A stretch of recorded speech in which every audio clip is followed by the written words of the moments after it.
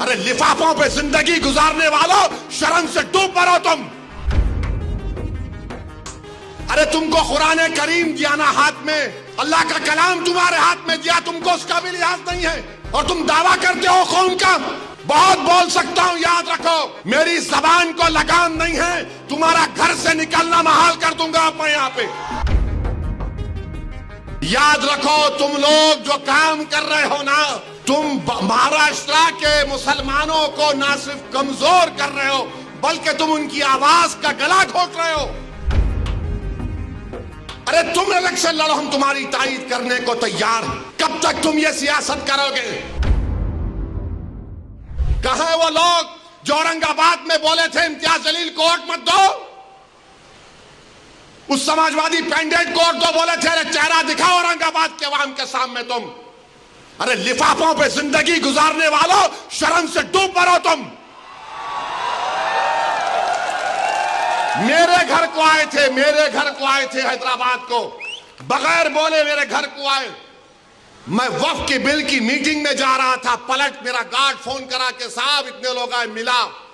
घर पे आए तो मैंने कहा कि मेरा घर इतना बड़ा नहीं है, आप लोग 20 लोगों को ले लीजिए। 20 लोगों को बिठाया, वो बात करे, मैं बात करा, लेटर लिख के दिए, इनको टिकट दो, मला मैं गौर करूंगा।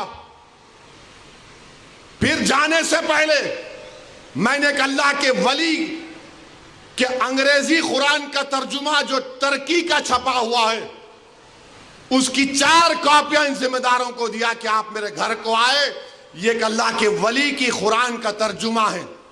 एक एक के हाथ में दिया तो औरंगाबाद जाके बोले हम घर को गए थे, हमारे को चाय तक नहीं पिलाए। अरे आप पहले से बोल देते तो नान खलिया खिला देता मैं आपको। मेरे को नहीं मालूम था कि तुम मेरे घर को खाना खाने आ रहे। अरे तुमको कुरान करीम दिया ना हाथ में, अल्लाह का कलाम तुम्हारे हाथ में दिया, तुमको उसका भी लिहाज नहीं है और तुम दावा करते हो कौम का। बहुत बोल सकता हूं, याद रखो मेरी जबान को लगाम नहीं है, तुम्हारा घर से निकलना महाल कर दूंगा अपने यहां पे।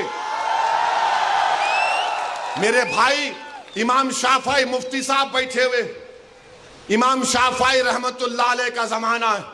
एक दौलतमंद ने कहा कि अगर अल्लाह मेरे को बेटी देगा तो जब उसकी शादी करूंगा दीन और दुनिया की दौलत उसको दूंगा। जब बेटी की शादी का मौका आया, उलमाए किराम के पास गया। उलमाए किराम ने कहा कि नहीं, तू नहीं दे सकता, दीन और दुनिया की दौलत तो कैसे देगा, तेरी कसम गलत हो गई।